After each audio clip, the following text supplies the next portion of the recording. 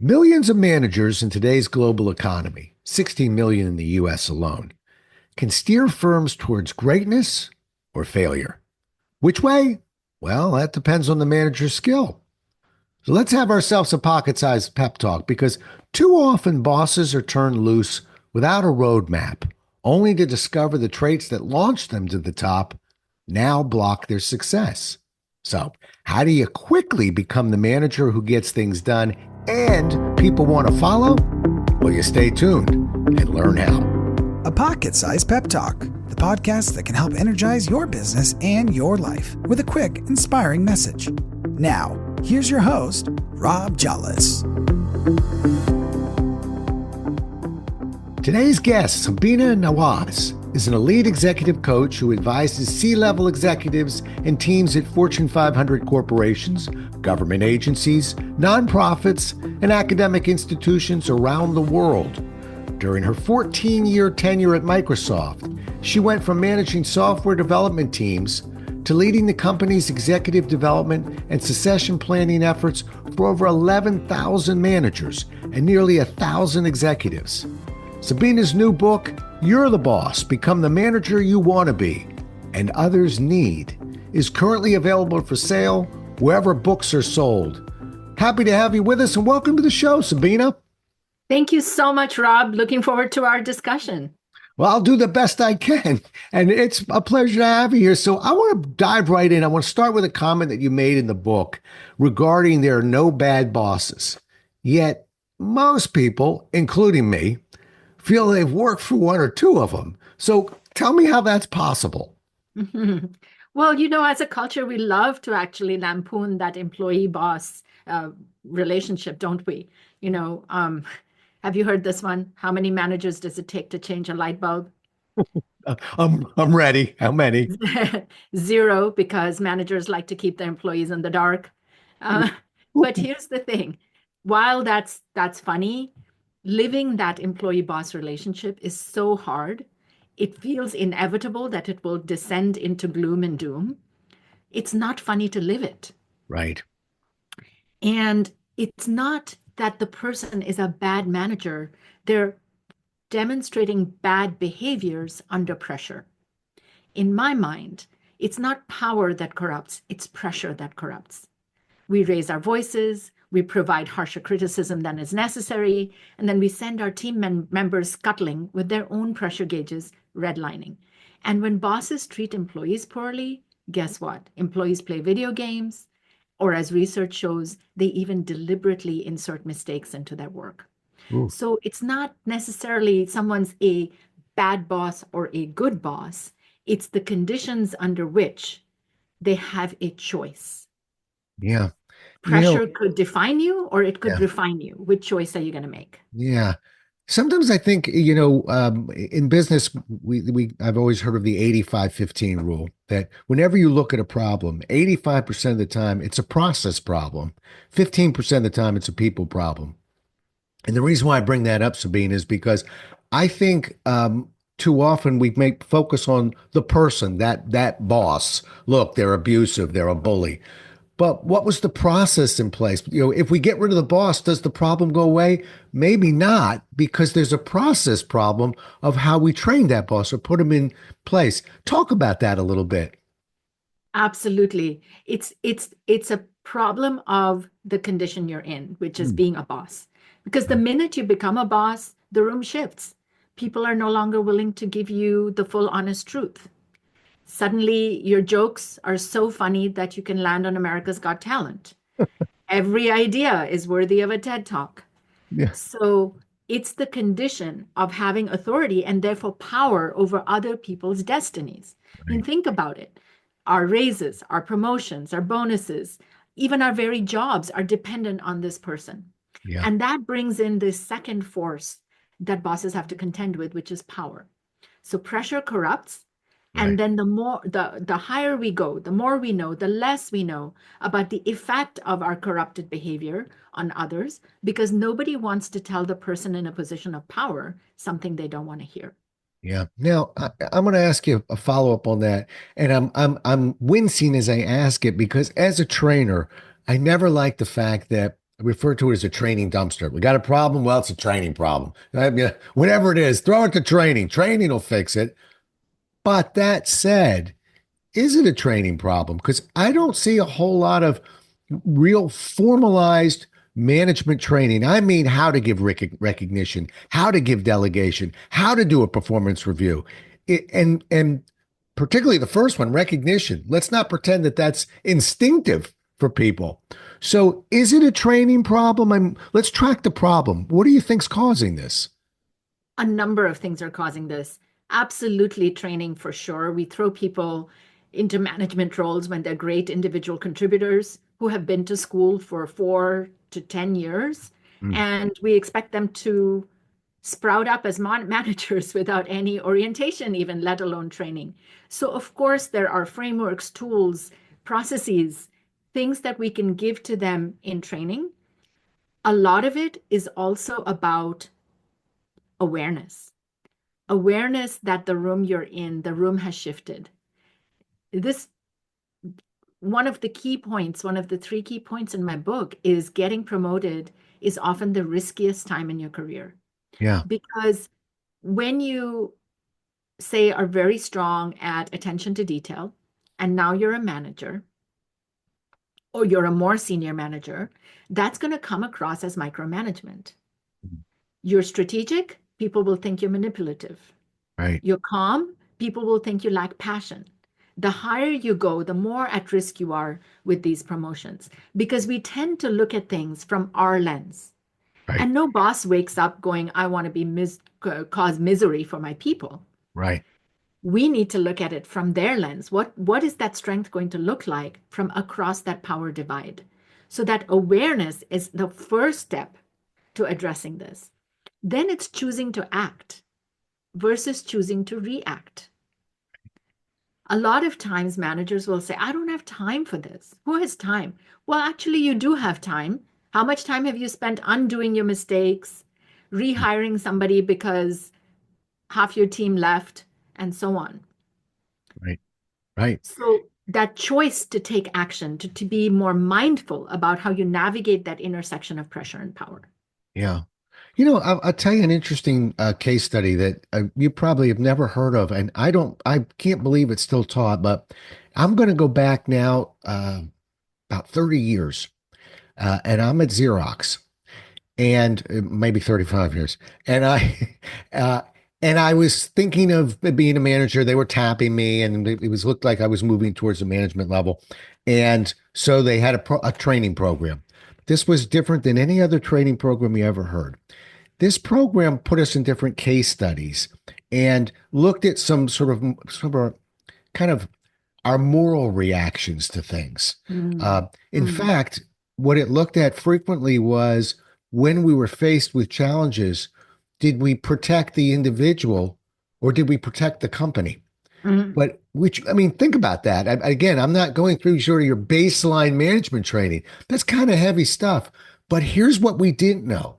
At the end, I remember taking, after 3.5, 4 days, thinking, I don't think I want to be a manager. I was Ah, actually selecting the individual in just about yes, every case study over yes. the corporation. And that was the genius of the program because it was explained to us in when we had feedback at the end that that was the intent of the program to determine whether this is really right for you because we all think, well, now I'm excelling. It's time to become a manager. And I think that's kind of the danger. Have you ever heard of a program like that before? I have not. It sounds really interesting. And Isn't of it? course, it starts with if you care about your employees, the employees will care about the company. That will automatically take care of itself. And I have heard of studies where employee engagement equals customer engagement. Yeah. Yeah. And to that point, and I've never shared this before. So here comes an Ooh, exclusive. All right. all right. But I was not I didn't really think I wanted to be a manager and I moved it aside. Then about a year later, I became a manager. Okay. And the first trouble I ever got into was I was faced with a moral dilemma of an individual who had done something very much against corporate policy I don't want to get into it, but it was a serious offense. And the individual came to me in tears, begging me not to report this to the company. And there I was at that crossroad again, just Mm, like the class. And which road did I pick? The individual over the corporation. I, as an older man now, I put that corporation at serious risk mm, by choosing the individual. mm, And so that's and in fact, it did come to light. It was kind of a scandal, and I was dealt with it rather harshly, and pretty much I became a consultant because my career at Xerox, pretty much I was not let go. The other individual was gone. But because I didn't report it and take my responsibility as a manager and protect the corporation over that individual, they made the right decision, which was you can stay, but you're really never going to go anywhere within this corporation. This is the scarlet letter in your file now. Uh, mm, and I was not happy, and I blamed everybody. But I look at it now, and I think the corporation was right. But I also think I wasn't a person that should have been in management because I'd make that decision again today. Same one. mm, mm. Yeah, you bring up a really interesting point, Rob, too, about when our values conflict. Yeah. You, of course, I mean, I'm sure you didn't want to deliberately sabotage Xerox. You had some Mm, values around corporate responsibility and stewardship. You right. also had, sounds like, much stronger values around caring for an individual and That's their well-being and their welfare. And that value privileged above or prioritized above the value around care for the company. Yes, and I'm really glad we're having this. I feel like I'm in a therapy session. I'm getting it out. It feels good because I still stand by the fact that it goes back to that first program. The program actually did weed me out in a sense. Mm, They just should have stayed with it because I'm not sure. Like I said, Xerox is a big corporation. That could have been a massive lawsuit. That could have been a horrendous scandal. It was. Give you just a hint of what we're talking about, and it's years later, and I'm okay talking about it. It was a training organization. We had about 11,000 students in the hallway at any given time, but we had a trainer that was becoming intimate with a student, mm, and you can imagine just how right, difficult that can be. right. Look at the ramifications of that. And we Yeah, have a manager that wouldn't report that. yeah, Shame on me. But I say again, I, I, my values were different, and I'm still the same guy. Which means I went into business 32 years ago because I didn't want to be a manager. I just wanted to manage me. I wanted to stay with my own values. No hard feelings. Xerox was a customer of mine. No burned bridges. But what an amazing lesson for a young man that learned I may look like a manager, but I lack an important quality the manager needed, I believe. well, it gave you clarity. It gave you clarity Yes. about your own path. And what a Yeah. favor your company did for you to allow you that sense, moment of clarity, so you wouldn't be miserable Right. for the next decade of your career. You can Yeah. go out and hang out your own shingle and Right. be the boss of you. Right. And work with us. You can work with us. But think of it. That was a responsible thing the corporation did by putting a halt on my career Mm, because it's not like, well, next time I'll do it differently. I'm telling you, 32 years later, I wouldn't do it differently. And I know many amazing people that are tremendous managers that look at that and go, well, I would. That's yeah. why, Rob, you're a really good consultant. You're a good Yes. professional speaker. Stay in your lane and have a good life. So, Yes. all right, Yes. let's move off, Rob. But thanks for letting me get that off my chest. How about you? You talk about power gaps. Uh, First, define what a power gap is. I think I know what it might be, but and then what are some typical examples of it? Mm, mm. Absolutely. A power gap is where well, first of all, there's a natural gap in hierarchy between a boss and an employee. The problem happens when we do things untended, unmindfully in the position of management. We create Mhm. a bigger gap, a Right. bigger rift between us and others. It could be through not communicating right. Hmm. It could be through a number of different things that make us feel like we're special, that we're exceptional just because we've risen up the ranks. We can conflate superior, a noun, with superior, an adjective.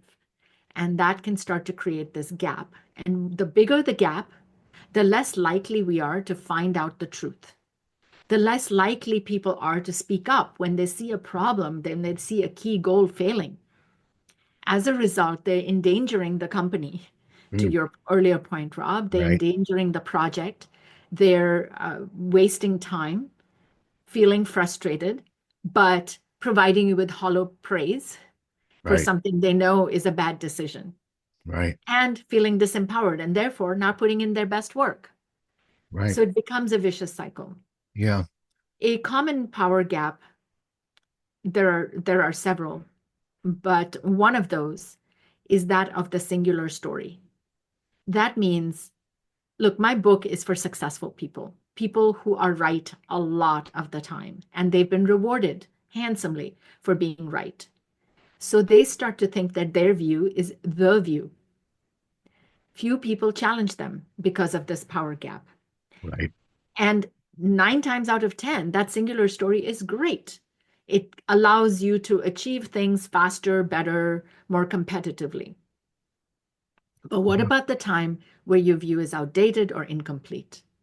That singular story can sink you. Yeah. So that's one example of a power gap. Yeah. Makes sense. And a common theme I hear in your book and you is the fact, and it's really interesting to me, that managers, won't get actually honest feedback from the people that they're working with because, it could impact their career trajectory in a sense. And so they're going to hear what the employee thinks they want to hear, as opposed to what they need to hear. Do they? I know at Xerox, one other thing they did, they had a process in place. Xerox is a very process company, by the way. We have process for everything. But one of our processes was to keep an eye on that we didn't have rogue managers, managers going rogue, which sometimes who's going to report the manager? That could be your career, a career making losing decision. But we were polled, I believe, twice a year by an outside company in a private poll that would go out, and Xerox would interpret the data. And that way, the whole team was providing feedback that was protected and then provided to the manager. And if that manager fell below certain levels, they had, I think it was 3 months to until the next poll. Those numbers came up where they were demoted, reassigned, or fired. Mm. So that Wow. was a protection piece for the employee. Is that still done? Has that evolved in some way, or is that still done? Well, I don't know that it's that black and white. Right, Some organizations might have that, right, but certainly just about every organization I work with has some form of an employee poll, employee data that's collected, both about the employee's experience and their engagement, but right. a chunk of those questions are specifically about the manager that they report to, because of course we've all heard the saying, people don't leave their jobs, they leave their managers. Yeah. Uh, you're the boss. Become the manager you want to be and others need. Let's grab that one, everybody. And when you do, don't forget to put a review on there. It just came out like last week, I think you told me, and already got 14 reviews on there in a week. Good for you. Let's maintain that 14 a week review cycle. You'll do just fine. Uh, Recognition. I want to talk about recognition a little bit because you don't know this about me, but I was actually trained as a management trainer for a while and from a company that I believe no longer exists called Zenger Miller. I'm always grateful to them. And Zenger Miller, have you ever heard of that company, by the way? Of Oh, course, yes. oh, of course. Good. So I was trained by Zenger Miller in a whole number, I think 24 different management skills separated. But the one that always fascinated me was recognition. And you Mm, used the word praise. mm. Uh, I don't know if the number still exists, but it's an overwhelmingly high number of people who leave, as you said, because of the manager. But a lot of times it's because a lack of recognition from the manager. Mm, mm. Uh, can you put a little air under that? And I'll swap some ideas with you on this one because this is a hot button for me. I'm astonished by how many people end up leaving because, yeah, they didn't click with the manager, but they didn't feel recognized by the manager. And isn't that what we all want as human beings, Rob? Right, To be right. seen, to be loved and appreciated, to know that the place we're pouring all of our energy into, sometimes at the cost of our family or our lives or our health, it matters. And of course, surprisingly, managers find it really hard to provide recognition. And I don't mean praise as in just an attaboy pat on the head, but true honest to goodness recognition. Hard as it is for managers to provide corrective feedback, it's even harder for them, strangely enough, to provide positive feedback. Yet, if you look at, say, couples research, the research shows that for your partner to say they are receiving 50-50 positive to corrective words from their partner, you actually have to provide 5 times positive to 1 time corrective. And then Wow. only then do they perceive it to be equal. Whenever I tell managers this, because I don't think the world of work is much different than home in this regard, they laugh. They're like, well, I'm actually providing 1 to 5, the other way around. So we start by saying, all right, can we at least do 50-50? Now, it's interesting that you mentioned the word process, Rob, earlier. For managers for whom this does not come naturally, I say make it a process. Every Okay. Friday, put a 10-minute reminder afternoon on your calendar. Look back at your week. Who have I not recognized that has done good work, that has helped me in some way? They've caught my attention. Right. Send them a little note. Yeah. That's all you have to do. Right. And the other challenge with recognition is managers are afraid that if they provide too much recognition, the person will have a swollen head. I have never seen that happen. So I don't know where that comes from. And I think it's a lazy way to Well, shirk the work of let me recognition. jump in on that one. I'll tell you, I'll add to that. Swollen head, but I also hear, because I work with a lot of managers, that this is going to haunt me come review time. If because remember they're not taught how to give recognition, so they're not specific to their recognition. So they Yes, say, Sabina, you're just amazing. yeah, Okay, all right. Then a month later, I get my review and it's a 3, and I go, wait a minute. exactly. A month ago, you told me I was amazing. Right. What the What manager happened? meant to say was, the project that you were working on that we asked you to document, you did an amazing job on. Okay. And oh, by the way, this is not a time to say if only you could apply that to your other skills. So just nice and focused, nice and steady, just stay Yes, there. But yes. I think it's also money. They're kind of worried that I'm going to get penned in on having to give this person more money and a bigger raise, and they're really not operating at a five on a 5 point scale as a 5. Now, you said something interesting. You said, uh, maybe we could send them a note. That to me is an example of, and I can provide you 25 others, dozens and dozens of ways to recognize people that has nothing to do with money. Now, you're Yes. the pro at this, so I don't know the numbers behind it, but I'll make a bar bet with you right now that if you ask employees and you poll them, you'll find that the vast majority aren't asking for more money.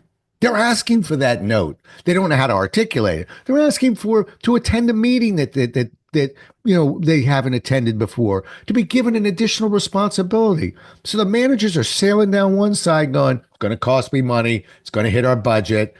And the employees are going, I don't want your money. Well, I'll take some of your money, but I want recognition. I want to feel appreciated. I think A that's the hundred dilemma. percent. Yeah. 100%. Yes. And as you said, there's 30 different ways to provide recognition that have nothing to do with money. And as you said, when we're skilled at providing that recognition, when it's Good. concrete and specific, it isn't generalized to you're awesome. It's this particular work, and here's why it was awesome. So they know what to replicate in the future. I remember one time somebody in a class telling me, can I give you some feedback? I'm like, yeah. And they're Mm. like, you're very passionate. And I'm like, okay, is that a good thing or a bad thing, first of Yeah. all? Oh, Yeah. it's great, it's great. Okay, can you help me understand what I'm doing that makes you say I'm passionate? And why do you think that's feedback worthy? And so the feedback I received was that I speak a lot with my hands, I vary my vocal tone. Now that's something I can bottle and Right. do over and over again or work on improving, which I did. So when we work on our strengths, we can go from A plus to world class. Yeah. And knowing the impact on him, that it kept him engaged, he didn't nod off to sleep, even though he was suffering from jet lag. All of that is super helpful for me to know. Yeah. Absolutely. Is this what in your book you talk about micro habits? Is Hmm. this an example of micro habits, or am I on the wrong base? Tell me what a Well, micro habit is. yeah, a micro habit has two characteristics. It's Okay. micro. That is, it is absolutely minuscule. Right. So minuscule that you're going to laugh out loud at the idea of even doing it. And second, and I'll give you an example in a minute. Good. And I second, want it's to laugh something you out loud. I do. want to hear an example. Go ahead. Yeah, it's something you do every single day. And the Mhm. way you can do it every single day is because it's so tiny, it would cost you more work to explain why you didn't do it than to simply do it. So if recognition is your thing, maybe your micro habit is, first of all, simply once a day saying thank you. Because let's say you do none of that and you're Right. just short and brusque. So let's just start with, oh, absolutely remedial. Once a day, I'm going to thank. Just simply say thank you. Over time, over weeks of doing that, once you're successful at hitting that out of the ballpark, you can then add specific positive feedback to your goal and do that once a day. But micro habits are just teeny tiny things that you can do every single day. Good, good. Well, it's an old saying that we have that when you have a process of you have a process, you have a way of measuring what you're doing, and when you can measure it, you can fix it. So what I like Exactly. about where you're coming from, and I'm going to get these micro habits in the book, correct? Examples of that. Yeah. What Absolutely. I love about that is when we can measure it, now we have something measurable as opposed to go in there and be a great leader. Okay. Right. Yeah. What's that supposed to Thanks. mean? And Yeah. it's Yeah. different for each person. Right. Not only are micro habits in the book, every chapter on power gaps and pressure pitfalls has a micro habit with it. So you Mm. don't even have to create one yourself. You can, if that's a particular area you want to work on, you'll have a ready-made micro habit right there. I love that. I love that. I'm going to cherry pick one other management issue, and maybe we can even come up with a micro habit for it. Sure. If I'm hot button for me is recognition. I just meet so many people that have left companies because they didn't feel recognized. But the second one I think that managers get into trouble with is delegation. Mm. They tend to be fearful of delegation. Maybe it won't get done right, et cetera, et cetera. And yet, I mean, I think that's why we're there. We're the best manager I ever had in my life was very clear in two or three sentences of my job is to figure out where you want to get to and do all I can to help you get there. And this individual walked that walk. If we don't delegate, we're going to lose that. So we understand that they're vulnerable, but any tips, maybe a micro habit on somebody that knows they need to do that, but it's holding back as a manager? Mm. Well, delegation is so important. You and I are both on the same page that it's one of the five questions I ask every brand new coachee: to what extent do you delegate? And you know what most of them say is, oh, I'm great at delegating with the people I trust. Well, that's not going to work because it just doesn't work with the law of numbers. You don't know some people, you may not trust everybody to the same level. The number one mistake people make with delegation is treating it like an on off switch Mm. instead of a dial. So I've created a tool called the delegation dial. What I mean by on off switch: hey, Rob, I would really like your help in doing this presentation for this training that's coming up on Monday. Here you go, and I fully empower you. Go for it. You might ask me a couple of questions. And if I'm your boss, you may be afraid to ask me some questions, and you go off and you do your best. You hand it to me on Friday evening. And Friday evening, I look at that and I go, ooh, this is so not what I wanted. Now, there goes my weekend. There goes any empowerment that Rob had, because now I've swooped in and I'm going to do it all myself. And Rob feels, well, that was a waste of time. I'm not going to do that again. What we need to do when we delegate is not abdicate, is actually assess, take a beat, and go, where is this person on their own learning curve about this thing? Do they have the right knowledge, the skills, the experience, the information to do this job? If they're brand new, even if they're very experienced and they're brand new, you might go on step one of the dial, which is doing it yourself and having them watch you. Then you might tell them exactly what to do. And then you might teach them, here's why we do this way versus that way. This would be an example, for example, if you're helping someone get better at writing something, instead of putting revision marks, you put your comments in the comment boxes. Yeah. Yeah. And then you coach them. You ask them questions. What have you thought about? What else did you consider? What made you choose this as choice number one? And only then do you treat it as an on-off switch where you're acting as a safety net. Yeah. Most of us skip those first 4 stages. Right. And delegation becomes a complete disaster, at which point we hoard all the cookies to ourselves and lick them all, but we Right. get sick because we cannot eat the whole platter full of cookies. Right. And we have a team that's really not functioning very well, and we're not really growing our team. Yes. Speaking of teams, although I didn't consider myself the greatest manager in the world, I coached a lot of teams. And, there's a lot of management principles in teams. And one of them, as you're speaking to me, was that different players are motivated in different ways. So let's use that in terms of delegation. And let me drop back. When I say that, I mean, some players you really need to say, listen, we are not giving me what I need, and you light a fire and they'll go. Say that to the next player, because that's the way I do things, and it crushes their spirit. So you basically are adapting to the individual. Absolutely. I think coaches that are the worst are the ones that say, this is my style. No. Yes. My style is to learn the style of the people I'm coaching. So now let's go back to the team and delegation. There are some people that are almost offended if you're micromanaging the delegation, whereas others are begging to be able to show you, can I come back in 2 days, show you where I'm at, and then 4, and then 6. And we can't be offended by that because that's not our style. We have to understand that's our team style, right? Yes. So it's keeping your eye on the outcome, not the process in this case. And that the process is not one size fits all. What's the outcome? The outcome is a successful output and a great relationship between the two of us. Yeah. So what do we need to do? And part of that might be a negotiation, which you're an expert at, Rob, a conversation up front that says, what are our goals with this? How do we want this to go? Here's my intent. When I'm going to be your harshest critic going along with this, because you're going to be presenting this to the CEO, and I know what the CEO is going to ask you.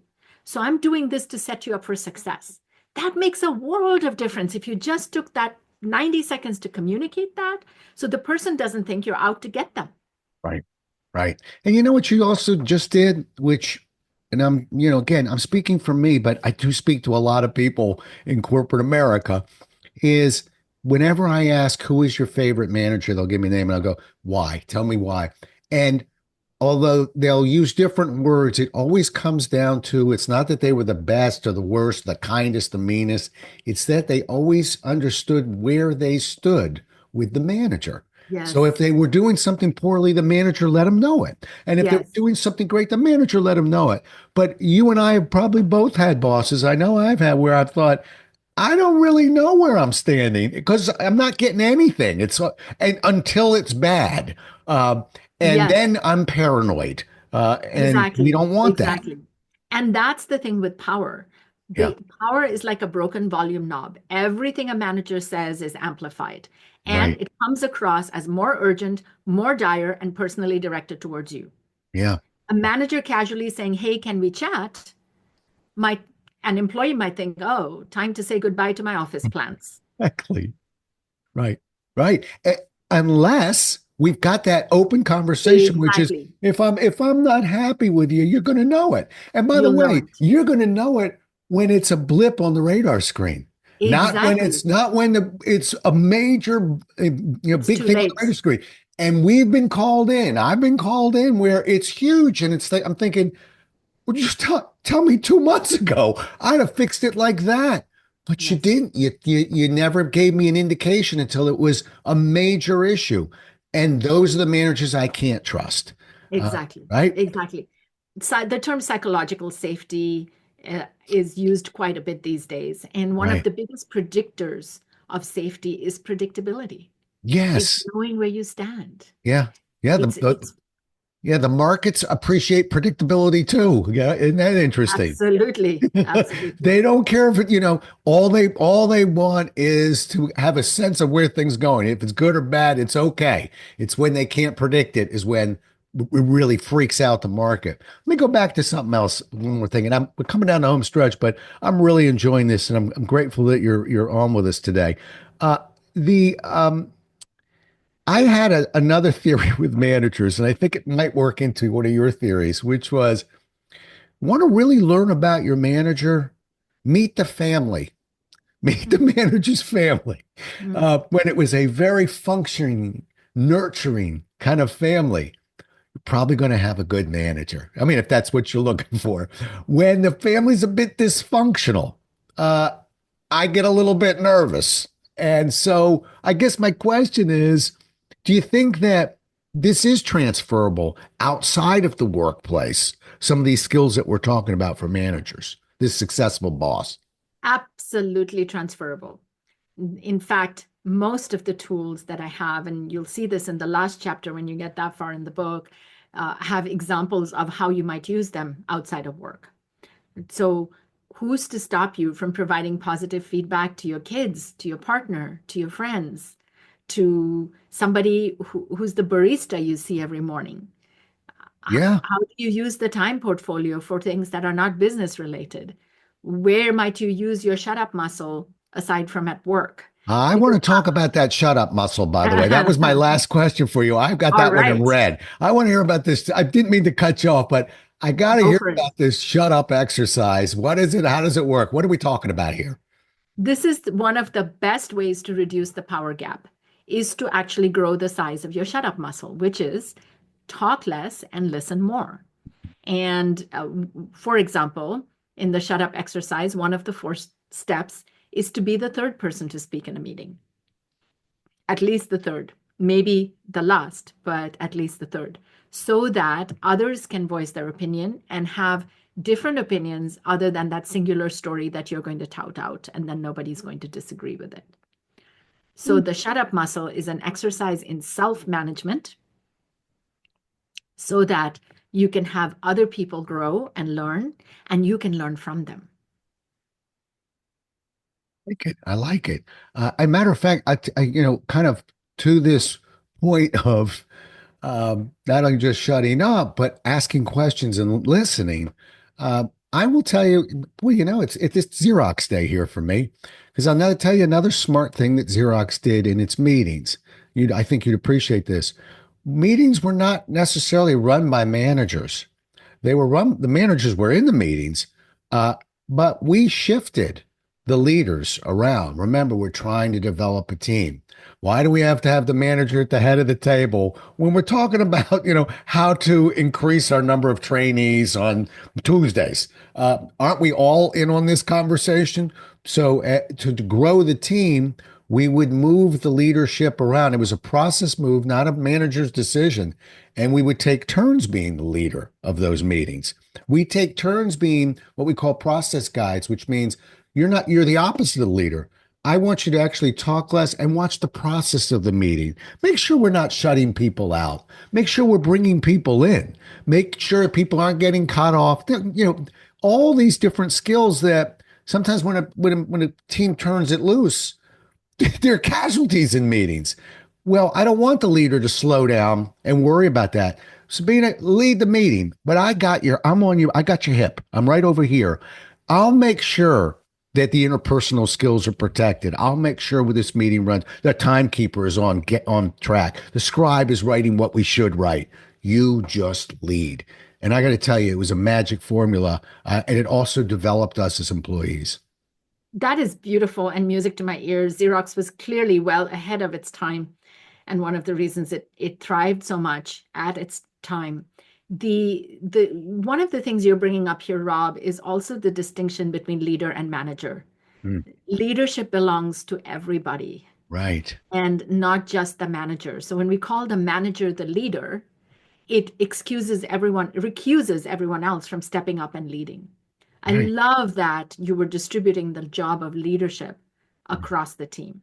Yep. And like I said, it was a process behavior. It wasn't, we knew, get ready, because the dial will land on you. And there were certain skill sets that we wanted to lead. You didn't just go in and go, well, okay, I'll be the leader. It's like, okay, make sure that we have an agenda set, be the leader of the meeting. And we had timekeepers and things like that to make sure that we had a timed agenda, et cetera. But I still think the secret sauce in those meetings was also, it's rare. Imagine being in a meeting where one person's role was simply to make sure that we were running the meeting. We don't all have to do that, by the way. But I used to refer to them as the conscience of the group. We need somebody to keep an eye on the conscience, because there are casualties in meetings. It's not intentional. It's not malicious usually, but there are casualties. And we can't all be obsessed on that if we're really brainstorming and going at it. So it was an interesting distribution. And I'm grateful that I was able to learn that and be a part of it. Sabina, how do people get a hold of you? They can visit my website, sabinanawaz.com. Another way to stay in frequent touch is by subscribing to my newsletter on Substack. Okay, and good. They can access that through Substack or through my website. Are you a LinkedIn person? Absolutely. LinkedIn, all the usual channels as well. Feel free to follow me on any of those. Okay. This is 2000. This year is my obsession with LinkedIn year. So I'm giving you a plug on LinkedIn too. Let's reach out to Sabina on LinkedIn. I think you and I are linked up. If not, we'll be linked up in about the next 10 minutes. All right. You're the boss. Become the manager you want to be and others need. If you weren't sure of this book before we started, I'll bet you are now. So I saw a book, I saw an ebook, I saw an Audible book, right? You got an Audible. Did you do the reading on the Audible book, or did you get somebody else? I'm proud of you. Good for you. I always want my authors to read their own books because we want to hear your voice. And I don't need an actor's voice, because I can hear the passion in your voice. I can hear this is your baby. So good job for that. So we can go Audible, we can go ebook, we can go paperback. I think you even have a hardback. Did I see a hardback too? You're all over the place. Okay, good. It just came out last week. Listen, I want to thank you for being on. I do feel like I had a wonderful therapy session. I'm hoping everybody enjoyed the conversation, but you heard a couple stories you've never heard from me in 450 podcasts. So that's always a credit to the guest if you get me talking about stuff I don't like talking about. And then, you know what? It's not that I don't like talking about. I have to talk to somebody I feel safe talking about it with. I didn't know I'd have a few thousand people listening to this safe conversation, but I appreciate your ear. Sabina, it's been a pleasure. I'm so glad we had this opportunity. Thank you so much, Rob. You bet. Well, we'll do it again as well as we can next time, everybody. Until then, stay safe. Thanks so much for listening. If you enjoyed today's show, please rate and recommend it on iTunes, Outcast, or wherever you get your podcasts. You can also get more information on this show and Rob at jollis.com.